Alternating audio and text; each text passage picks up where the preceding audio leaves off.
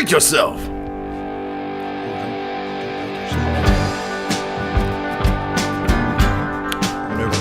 Ladies and gentlemen, boys and girls, welcome. You have arrived to the conversation that'll end all conversations. He's fucking me The up. Soulcast with your host, Woody Wood. And now, without further ado, let's get in that crazy head. Here's your You got host, drugs in that bag right there? Woody Wood.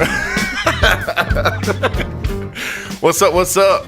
This is the third episode of the Soulcast, and I'm in the house with Joe Bone. I'm in the bathroom of the house. Joe Bone's in the house. Hey, baby. And he's got a shirt that's got a weird crinkled up right Yeah, side. it's a girly shoulder, man, Yeah. for you to cry on because Yeah. you're a bitch. Oh, yeah. I want to make sure I can. You can cuss. I can yeah. cut. Okay, because that's just going to happen. Okay. Yeah, we can say whatever we want to. So, kids, please. Yes, parents. Excuse me. Good parents.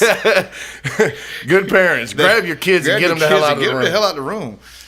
No, but Joe Bone is my brother and my best bro and my hetero life mate. We straight up met in the gateway in the alley right before this, man. No idea what we're doing Yeah, here. he doesn't know me at all. No, but Joe's been in a bunch of bands. Tell us all the bands you've been in. All the bands I've been in, man, it goes way back, you know. Yeah, I know. No, I know. most notably, we'll go with that 420 Outback, Shotgun Opera, LIE. I was in Inside Blue, which is Little Heard, but Pat Blanchard and Adam Hadfield were in that conglomerate. And Yeah, that Inside was Blue. a lot of fun. I was 25 years old, almost twice as old as everybody else. Right? Right. You was the one that was buying them all beer business? Oh, no. No, I am not that kind of influence. All right, so now I tried the podcast a few years ago that never got released. That was a lot of fun. We need to release it, man, because I tore you up. And I had printed out a whole bunch of shit that, I was like, oh yeah, that's going to be good to talk about. Here's proof of a pterodactyl sighting or something. But that shit was real Dude, fun. I ain't saying it ain't. I'm just saying when some shit like that goes down, like the Chicago O'Hare, you said the airport was shut down, the runways for Yeah, couple, 3 because the hours. damn flying saucer was hovering over the top of it. Yeah, and nobody had anything but a half a megapixel damn flip phone camera and within a 10-mile radius of the Yeah, event. because all the good cameras, they mess them up. Look, the whole thing is, man, is you and I both know them bitches got cloaking technology and they fucking had it. So They don't, if you see them, then they want you to see them. exactly. So it's a mind. I'm not saying they don't exist. I'm just saying the people you trusted that they exist aren't credible because they don't have good cameras. Oh, I see. That's I right. see. People don't believe you unless you got a good phone. Oh, that's Katie. Howdy. Katie's a doc. Have you named I'll be that like, guy? what up, doc? What's the name of that guy? That's Uncle Fester. Uncle Fester? No, see, no. I'm He's pretty sure already that's taken- Uncle Fester. I'm pretty sure Uncle Fester's got a body, last I saw. And he would taste horrible, because I think that's a frying pan, isn't it? No. No? You wouldn't I fry don't up know, a maybe. green bald guy's head? Maybe. I don't know. I mean, I've seen on Rotten.com where they cook babies and stuff. dude, In the it pan is sandwich delicious, but he's Crunchy in the middle. He's a little past the expiration date. And then that one Faces of Death where they beat the monkey in the head. Yeah, And then they eat the brains right out. This is turning real far south. All of a sudden. They beat the monkey in the head. What? You started it. I said, "What's the bald guy's name?" So you were telling me back there in the back about you had an incident with your vehicle. Oh no, it was not my vehicle. I had borrowed a vehicle from my boss's girlfriend at the time. Well, it's still his girlfriend, I guess, but I guess he's still my boss. Anyway, not important. I had borrowed the car, me and my wife, and we've been driving it for probably 3 or 4 months because I like to really, push the limit on somebody's generosity. And we went to meet my folks at a, Asian buffet, and the car had been smoking for a while since we got it, basically. He told me not to worry about it, that he had a mechanic go through it and, fix all the stuff that was really wrong with it, and the smoking probably just something left from the oil change or whatever. So we didn't think nothing of it, and I didn't think, 4 months later it's still doing that. That oil's like really not going anywhere. Right. Obviously something's leaking. But I didn't think much of it, and we got to the Asian restaurant. We get out the car, lock it up, go inside, and I may have sat down for like a minute or two. I mean, not even got my salmon skin roll up to my mouth yet. And all these Asian dudes, come running from the kitchen with fire extinguishers. Like, I think it's some kind of like dinner theater or something for a moment. And then I realized that that they're serious.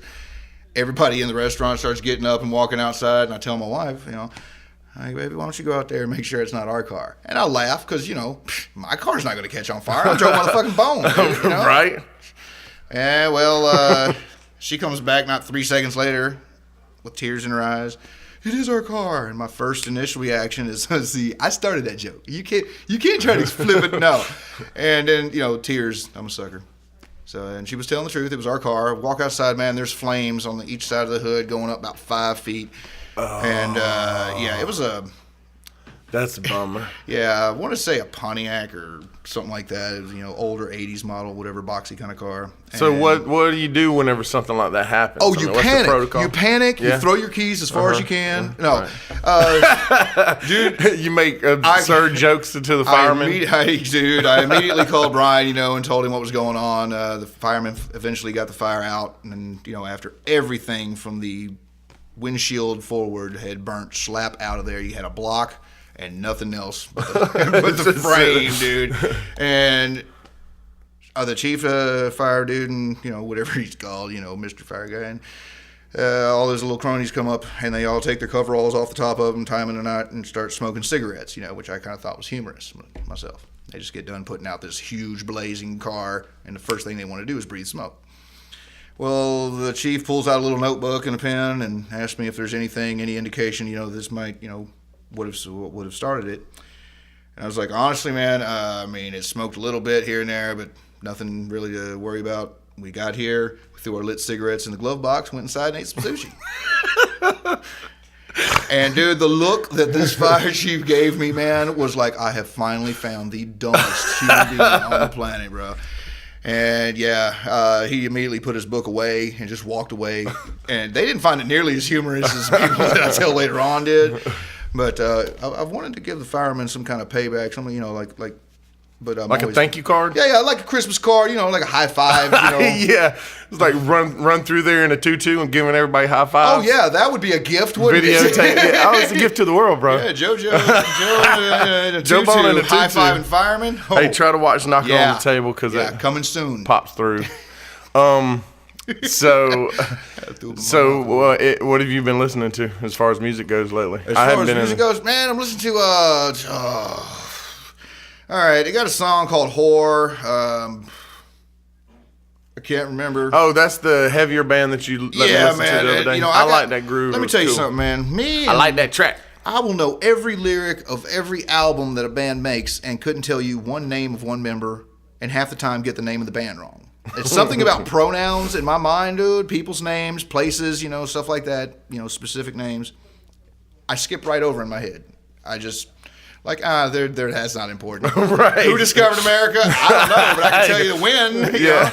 And I don't know, but the name of the song is Whore, and that chick is bad, dude. She brings the demons. Now that's a chick that's singing, but she sounded like she was a dude to me. She sings both the singing bits and the screaming, demon bits. Huh. Yeah, but she's a bleach blonde, Whenever you hit the table, it's gonna come through real big. Yeah, man. Yeah.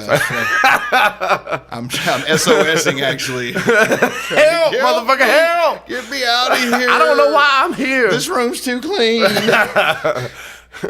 So you live in Old Town. You've been down there for a long, long time. Man, at this location, I've been down there for 10 years, actually. And how beautiful is Old Town? See, everybody wants to talk about how bad it is down there, but it's awesome. Now, I like it down there. When we moved there, we brought the property value up. Right? Okay? At this point, it's like, that's Joe Bones' truck right there. We are definitely the white trash in Old Town, man. But it's gotten a lot better. They've driven out a lot of the bad elements. I mean, you're not going to get rid of all of them. But I don't have to be afraid, that my wife's walking the dog around our house, at 8 o'clock at night or whatever. Yeah. Whereas before, I had to throw tile at people at 4 o'clock in the afternoon, screaming for cops, and none would ever show up. And what are you talking about time frame wise? I guess it started cleaning up real good. I want to say maybe 5 years ago, when the dealers, crack dealers or whatever, got driven out of the block, and some group or some dude or whatever, I haven't got all the details, purchased a bunch of houses on our block and rented them out cheap to college kids on missionary work and whatnot. And that's where we got the garden. The crack house that was across the street from our house. Oh, right, yeah, was torn down, and down. they got that garden over there, and that's from that kind of element moving in, which, more power. I love it. Yeah, I remember back in the day, I would see people go in and out of that pink house. Oh, yeah, I used to have charcoal briquettes, on the front porch for the grill. And I think I bought 7 bags and grilled out once because I kept throwing charcoal briquettes through the windows, man. Whenever I'd see the light, from a lighter blaze up real big and then go out, throw a charcoal briquette in there, and they never came to the window. They never yelled. They never did anything to my house, which I guess they just like freeze. They were like, "Oh crap, yeah." Are we in a grill, dude? Oh God, don't like that. It was, but yeah, man. I mean, prostitutes and everything. It's hilarious because crackheads are just the real hardcore junkie. Like that is what they do. That is their motivation to get up. They're everything in life. Yeah, and they care about nobody and nothing but getting that next blaze. Yeah, they are hilarious in the right perspective to walk around downtown. There's a skinny chick. I mean, when I say skinny, I mean this mic stand here. Yeah.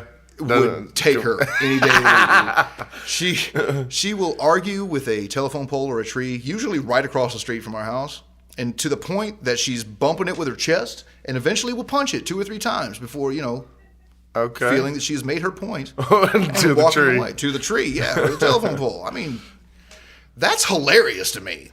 I've always wanted to get like rolled up newspaper and get 2 of those kind of mentality, like lost causes or whatever you want to call them, together and tell them the first person to extract a tooth from the other person using just this rolled up newspaper, I'll buy them a Mad Dog 2020. Anything you want on the liquor menu up to $1.29. Okay, get you the Alizé, but you're gonna have to do something special for that. That's $2.25. I'm just saying. You pop out one of them front teeth, we'll talk. But it was I can't bring myself because I also think that that's somebody's kid. They might have a kid themselves somewhere. Now, and I wouldn't want to do that. Man, I had this fucking thing where I saw, and I think I might have told you this before. We never talked. No, I mean, maybe. I don't know. But I saw the cops shoot down a guy out on Gordon Highway. Really? Yeah. And I never saw anything in the news about it. Really? Yeah. It was maybe crazy. it didn't matter.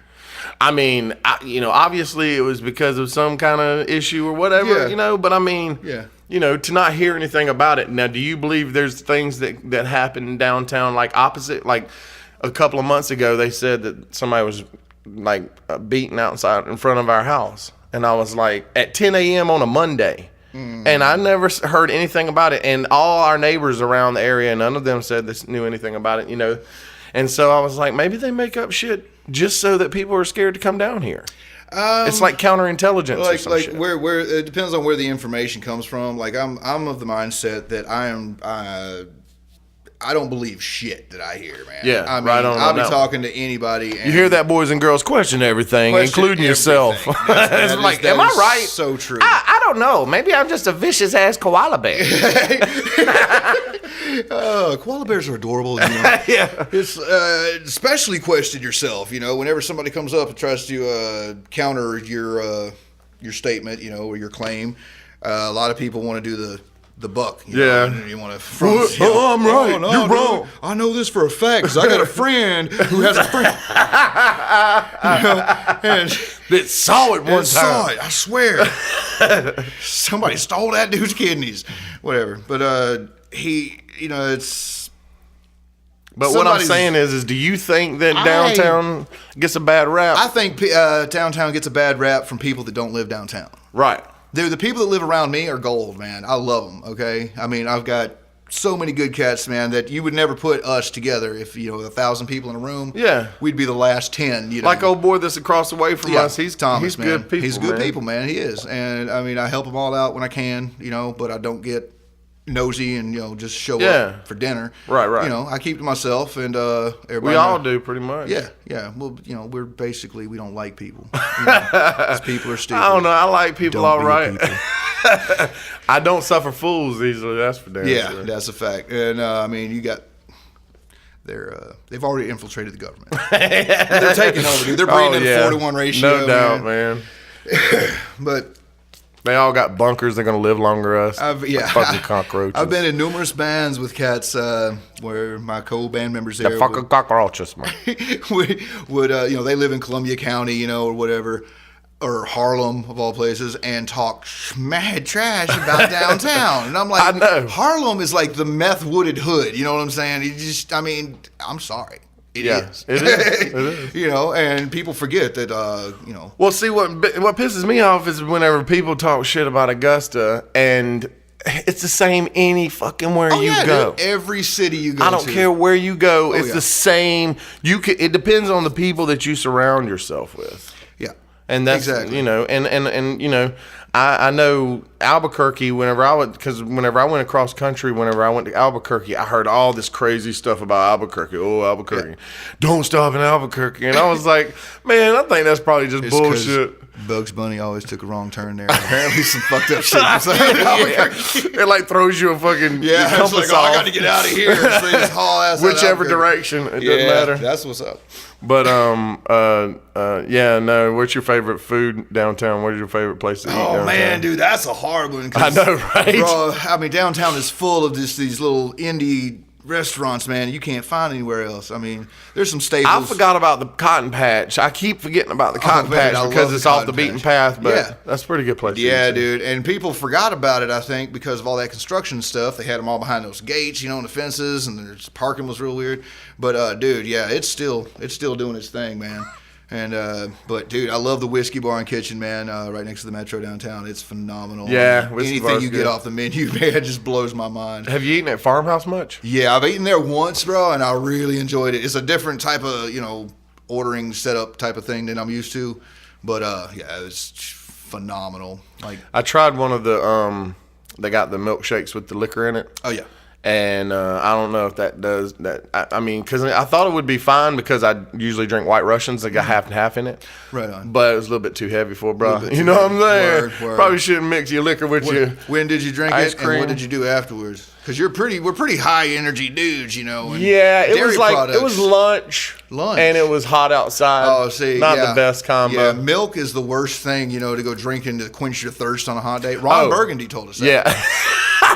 Yeah, and he was a genius. Everybody knows that. I think milk bad choice. Yes. So, how long have you had that building downtown? And do you know when the building was built? Yeah, we signed the paperwork on it. About 4 years ago, I guess. So, I love that building. I think it's awesome. 2010. But it started construction best we can find because everything we find on it has a little different information, but we put it all together and best we can come up with is 1906. They began construction on it and completed in 1909. It was converted into apartments in the 1970s. So do you know who owned it originally? No, I do not. It was just probably just built as a, I mean, it was a single-family home for... Isn't that crazy? The big old building, a single family home. Yeah, well, I mean, it must have been a big ass family. Yeah, I mean, the thing is the way it's laid out now is nothing like the way it was. Yeah, a big foyer in the center, and every room led to another room. So you have the blueprints? I found them somewhere. My memory is like steel trap. Right. It's been rusted shut in the bottom of the ocean for years, but. I've been wanting to go up to the attic because. Oh yeah, we can go up to the attic. You said it's big, like. Oh, dude, you could throw footballs up there, man. Yeah, if it was a basement, we could store all the bodies we would ever have. Nobody'd ever know. That's right, but carrying a body up the ladder. Speaking of, you remember back in the day whenever you were into reading about serial killers? Oh yeah, man. Like what was your favorite true crime novel that you ever? Oh man, there was a lot of them. It was a couple though. Let's see, Lucas, Henry Lucas or something like that. I want to say. It wasn't the fact that he killed a bunch of people, because he didn't. The fact that he was coaxed by the local officers to admit and give details about crime scenes, so he would take the blame for other murders. And at one point, before they caught him, found out he was lying. They said he had killed like 80-something people across the country. I just think it's funny as hell, man, because it just points out some dirty cops in a little town, made international news, and this little, almost cognitively challenged individual that might have murdered a few folks, just went along for the ride, just made a fool out of everybody. And I thought that was hilarious. But you've got a lot of Gein. What's it, Richard Gein or something like that in Wisconsin? Mm-hmm. What Leatherface is based off of loosely, and what Hannibal Lecter is loosely based off of. Like, he literally had skin suits and stuff. The real fucked up people. Those are the ones I enjoyed the most. The ones that eat spleen. Yes. If they have a fruit bowl with some fingers and stuff, man, that's the guy I want to read about. I just read Keith Richards' fucking book, The Life, the biography of his. He wrote a fucking book? Yeah. It's called Life? No, I wouldn't have read that one. Okay. Fucking Life. No, but and it starts off with this crazy ass story, and they get pulled over in Texas, right? Texas. All the great stories start with you getting pulled over in Texas, and they get pulled over in Texas, and Keith's like, and we've got a fucking shitload of cocaine in the. Uncanny, man. Well, thank you. I almost come out of my headphones. That was so real. I know. You thought he was here. I did. You got starstruck. And he's like, we got a whole bunch of cocaine in the fucking panels of the door. And the whole time that they were there, they were trying to get them for like this little bit of shit that they found in the car. And the whole time they had like 4 kilos in the. They're like, please don't have a brother that did dope. Oh man, it's gonna suck. And then they end up getting out. They get their lawyers to get them out of it, right? And they how famous were they at this point? They were super famous. Okay. They were really, really famous. And they get out of it, and then they leave the car and impound and just take off. And so he's like, somewhere in Texas, there's a car full of cocaine still to this day. Them cats went to crush it, dude, and was like, holy shit, why am I so high? There's baby powder everywhere. Next car. That's okay, boss. Car's crushed. It's okay, boss. 35 hours overtime.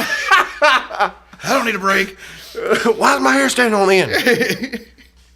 So, favorite bar downtown? Favorite bar downtown? Man, I mean, they kind of switch over time, right? Yeah, man. It's a rotation, I guess. I don't know. I mean, I don't know. Metro's been a pretty common. Metro is a pretty constant chill hangout spot, man. They keep the same vibe. It's kind of like downtown's living room. A little bit. Yeah. With a lot of windows so people can see you sitting in your living room. It's like your glass house living room at a remote location. I don't know if it says Metro Coffee House and Pub, but here lately they've been a little less on the coffee. Yeah, man. I remember when we used to go Kenny, there. Bob, what's going on? Is it a coffee house or what? Yeah, man. What happened to my big cups? My big cups with all the whipped cream and the pissed off bartenders having spent 20 minutes making some shit. Yeah. That's what I want. He's like, I used to like to get the sweet things whenever I went in there. I mean, dude, all right, it's no secret. I used to do real drugs. Right. So I need me some serious, like, 18-ounce espresso, just like quadruple shot stuff, to say, oh, yeah, that works. Cinco shot. Cinco shot, yeah. I mean, I just enjoyed it. It kind of made me feel like a hipster with the big cups and the whole Friends type of atmosphere right. for a minute, And the whipped cream on your mustache. Oh, that's just awesome. Just bonus. As just bonus. To highlight it for people that can't see how awesome. I remember when the first time I met Darcy and Grady was like in that situation where Monday Mafia. Well, actually, I think I'd met them prior to that. They'd seen me play a few times, and then you guys were sitting all up there on the stage. People see you play all the time, Woody, but then they see you out somewhere just doing your thing, and they're like, "Dude, he's a dude. He's like a real guy. He just chills out, but he's still loud and smells like Doritos." But I love Doritos. I know. I don't used smell like to. Doritos. Yeah. Okay. But people see you out and they're like, I swear I know that guy. And then they hear you laugh or something like you do on stage, and they're like, "Oh, he's a local dude. He's just out here getting pizza, drinking beer, puking out the side of the road just like everybody else, like a regular jack-off, man." If I didn't know you for, my entire freaking existence, I would not think you were from here. Oh, yeah? Yeah. Well, that's funny because everybody asks me if I'm from here, and then they're like surprised whenever I say, You should say no and name like some foreign place, like Belize or, Kenya. That's a good one. I'm from northern Madagascar. I was actually born 3 doors down from Obama. Yeah. In Kenya. In Indonesia. In Kenya, Hawaii. In Kenya, Indonesia. In Kenya, say Hawaii, that. Walla Walla, Washington. I could be from Kissimmee, Florida. This conversation isn't so far not made. 1 point. We've completed 4 sentences, I believe. Okay, now going back to what I was saying. Yeah, let's go back. Oh, yeah, that's all right. For good. Practical reasons only, of course. Do you believe in aliens? I mean, because I do. Bro, I believe in aliens, but not to the extent that some of your alien conspiracy freaks, believe in aliens. Like, I believe the government's covering up some serious crap, because the general public, let's face it, as a rule, general rule, is too stupid. They would freak out at some major shit like that. You really think so? Oh, yeah. I don't know, man. It seems like everybody. All right, you've got so many different religious factions. Okay, now granted, the Catholics have taken charge and said, "Hey, there might be other species," and they've got probably finally, and they've got one of these, the biggest telescopes and all, and they are searching actively for alien life because they want that witness foot in the door or something. I don't know, but. Let me tell you about Jesus Christ. Like, I'm glad we run into you, aliens. And you know about our Savior, Lord and Savior Jesus Christ, and who knows what they call him, But I just, I do believe, you get all these different religious factions, man. Then you get all the, You remember when redneck. Jason Show was talking about the fucking Robert, the black guy that dropped out in 3rd grade, didn't know how to read or write, and he fucking knows all this crazy shit about antimatter and stuff, and then he was a boxer, and then he knows how to speak all different kinds of languages, and if you write to him, he would send you this little drawing, and he would tell you about your past lives and stuff like that, and I did that. You remember? You don't remember any of that? No. And anyway, this dude was held by NASA for like 4 days, and they picked his brain, and it was like, how does he know all this crap? He knew shit that nobody was supposed to know, and he's a 3rd grade dropout from Mississippi, but he claims that what happened is that these people that the aliens, they crashed. And they were having a war with the reptilian race of people, and because reptilians are always pissed off about subterranean something. Crab people and all that. Yeah, they're all mad. See, my problem with stuff like that, bro, is the man. I keep hitting this table and it sounds like thunder, thunder. Yeah, but is how can you verify the validity of any of those claims? That he dropped out in the 3rd grade. Who that you trust is going to tell you, okay, these are the facts as I know them, and this is where I got them. Right. And that's why it's a fascinating story. Dude, I can tell you some fascinating stories. Tell me one. Oh yeah, dude. Tell me one. About use my penis to put on puppet shows for the dolphins at SeaWorld. And that's why they rape people now. I thought that's why they put up the caution sign. And that's why Joe's not allowed at SeaWorld ever again, guys. Yeah, public You're not drunken allowed nudity. to name shit. You know? Public drunken nudity and using a puppet on your phallic, on your jumping on the back of strangers vehicles while not the making- backs of all of them. I mean, I was face to face with a few. I ain't scared, and I'm not smart. So, what's your Joe Stevenson was the second episode, and he after So you're scraping the bottom of the barrel at this point. You're like, no, I'm not. You're bringing some superstars, and you're like, all right, what's Joe doing? No, Joe, man, you're funny. People like you. Yeah. No, but he said, I wished you'd ask me my favorite rock and roll moment, and I was like, hit it, son. So you have a favorite rock and roll moment? I have favorite rock and roll moments, and I have the adverse, the most embarrassing rock and roll moment. Uh-oh. You're talking about shit that I've done, right? Yeah. Yeah.